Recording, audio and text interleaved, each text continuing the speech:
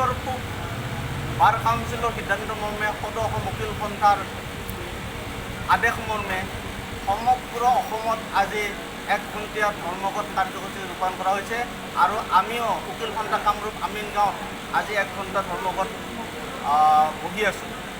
আমাৰ দাবী আদালতসমূহ পূৰ্বৰ দৰে খুলি দিব লাগে আৰু আমাৰ উকিল সন্থাসমূহ খুলি দিব লাগে।